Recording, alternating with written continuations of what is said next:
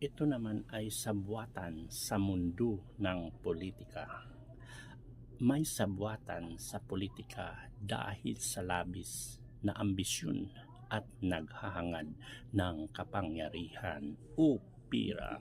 Madalas nagsasama ang ilang politiko upang maprotektahan ang kanilang interes at makakuha ng malaking benepisyo sa halip na unahin ang kapakanan ng bayan.